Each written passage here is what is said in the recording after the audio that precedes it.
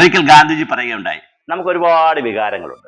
പ്രത്യേകിച്ച് കുഞ്ഞുങ്ങൾ, മുതിർന്നവർ, എല്ലാവർക്കും, സ്ത്രീകൾ, അമ്മമാർ, പിതാക്കന്മാർ, എല്ലാവർക്കും ഒരുപാട് വികാരങ്ങളുണ്ട്. നമ്മുടെ വികാരങ്ങൾ ചിലപ്പോഴൊക്കെ ഈഗോ ആയിട്ട് മാറാറുണ്ട്. ഈഗോ ഒരു പരിധിവരെ നമുക്ക് നല്ലതാണ്, പക്ഷെ പരിധി വിടുമ്പോൾ പ്രശ്നങ്ങൾ സൃഷ്ടിക്കും. പക്ഷെ നമ്മുടെ വികാരങ്ങളെ എങ്ങനെയാണ് നമുക്ക് കൈകാര്യം ചെയ്യുക? അവിടെയാണ് വീണ്ടും ഗാന്ധിജി പറയുന്നത്, വികാരങ്ങളെ നമുക്ക് വിചാരങ്ങൾ കൊണ്ട് കൈകാര്യം ചെയ്യാം. നമ്മൾ മനസ്സിനെ എപ്പോഴും ചിന്തിപ്പിക്കുക, ഓരോ കാര്യം ചെയ്യുമ്പോഴും വിചാരിക്കുക. ചില കാര്യങ്ങൾ 2 വട്ടം ആലോചിക്കേണ്ടി വരും. കാരണം റിസ്ക് കൂടുതലുള്ള കാര്യങ്ങളിൽ 2ഓ 3ഓ വട്ടം ആലോചിച്ചാലും കുഴപ്പമില്ല. റിസ്ക് കുറയുന്ന കാര്യങ്ങൾ അതത്ര വലിയ ഒരു പ്രാവശ്യമൊക്കെ ആലോചിച്ചാലും മതി. പക്ഷെ വിചാരിച്ച് ചെയ്യാൻ ശ്രമിക്കുക. അപ്പൊ മനസ്സിനെ ആ രീതിയിൽ പാകപ്പെടുത്തേണ്ടതുണ്ട്. പെട്ടെന്നുള്ള വികാരത്തിൽ നമ്മൾ പറയുന്നത്, ചിലപ്പോൾ നമ്മൾ കൈവിട്ടു പോകുന്ന വാക്ക്, എനിക്ക് അടക്കം ഉള്ള പ്രശ്നമാണ് ഞാൻ ഈ പറയുന്നത്. അല്ലാതെ നമ്മളെല്ലാം പ്രവാചകനായി നിന്നുകൊണ്ടല്ല പറയുന്നത്. നമുക്ക് ചിലപ്പോൾ കൈവിട്ടു പോകുന്ന വാക്കും അല്ലെങ്കിൽ നമ്മുടെ വർത്തമാനമൊക്കെ കൊണ്ട് നമുക്ക് ഒരുപാട് നഷ്ടങ്ങൾ ഉണ്ടാവും.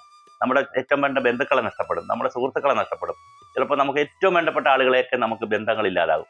അപ്പൊ അവിടെയൊക്കെ നമ്മൾ ശ്രദ്ധിക്കേണ്ടതാണ്. നമ്മുടെ കേവല വികാര പ്രകടനങ്ങൾ നമ്മൾ വളരെ ഗൗരവമായി ആലോചിക്കണം. അവിടെയല്ല നമുക്ക് വേണ്ടത് വിചാരത്തെ ഫിക്സ് ചെയ്യുക, അല്ലെങ്കിൽ വിചാരത്തെ കൊണ്ടുവരിക എന്നുള്ളതാണ്. വികാരത്തിനപ്പുറം വിചാരത്തെ കൊണ്ടുവരാനൊരു ശ്രമം നടത്തി നോക്കുക.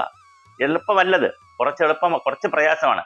നമുക്ക് 2 രീതിയിൽ ആളുകളെ വിമർശിക്കാം. സ്നേഹപൂർവ്വം വിമർശിക്കാം, എതിർത്തുകൊണ്ട് വിമർശിക്കാം.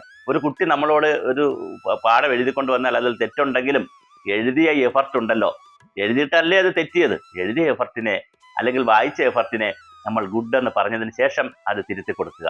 അല്ലാതെ അത് എഴുതിക്കൊണ്ട് വരുമ്പോൾ, അത് എന്തെങ്കിലും പറയുമ്പോൾ തന്നെ ഉടനെ തന്നെ നമ്മൾ അത് മോശമാണെന്ന് പറഞ്ഞാൽ അത് വേറൊരു ചിന്തയായിരിക്കും, വേറൊരു വികാരമായിരിക്കും കേൾക്കുന്നവരിൽ ഉണ്ടാകുക. അപ്പൊ ആരെന്ത് ചെയ്താലും ആദ്യം അതിനെ ഒന്ന് അഭിനന്ദിക്കുക, ഗുഡ് എന്ന് പറയുക.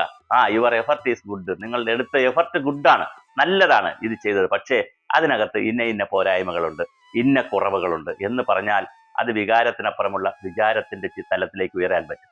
അപ്പൊ നമുക്ക് അങ്ങനെ ജീവിതത്തിൽ ആളുകളെ കൈകാര്യം ചെയ്യുമ്പോൾ, മറ്റുള്ളവരുമായി സംസാരിക്കുമ്പോഴൊക്കെ ഒരു വിചാര തലത്തിലേക്ക് നമുക്ക് പോകാൻ കഴിയുമോ? കുറച്ച് പ്രാക്ടീസ് ചെയ്താൽ കഴിയുന്നതാണ്. എല്ലാവർക്കും അത് പ്രാക്ടീസ് ചെയ്യേണ്ടതാണ്. അപ്പൊ കേവല വികാരങ്ങളെ നമ്മൾ അടക്കി, അത് ഏത് വിഷയത്തോടായാലും, ഭക്ഷണത്തോടായാലും മറ്റ് വസ്തുക്കളായാലും, എല്ലാത്തിനും ഒരു കേവല വികാരത്തിനപ്പുറം എനിക്കിത് ആവശ്യമുണ്ടോ, എൻ്റെ ശരീരത്തിന് നല്ലതാണോ, മനസ്സിന് നല്ലതാണോ, അങ്ങനെ മൊത്തത്തിലൊരു വികാരത്തിനപ്പുറമുള്ള വിചാര തലത്തിലേക്ക് നമുക്ക് പോകാൻ കഴിയുമോ? അങ്ങനെ പോകുമ്പോൾ വിചാരതലത്തിൽ നമുക്ക് ശരിയെന്ന് തോന്നുന്നു, നല്ലതെന്ന് തോന്നുന്നു, നമുക്ക് ചെയ്യാം. പക്ഷെ വികാരങ്ങളെ അങ്ങനെ മാറ്റേണ്ടതുണ്ട്.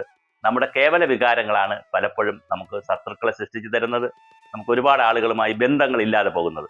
അപ്പോൾ അതുകൊണ്ട് തന്നെ വികാരങ്ങളെ വിചാരങ്ങൾക്ക് നമുക്ക് കീഴ്പ്പെടുത്താം. വിചാരങ്ങളാകട്ടെ നമ്മെ നയിക്കുന്നത്.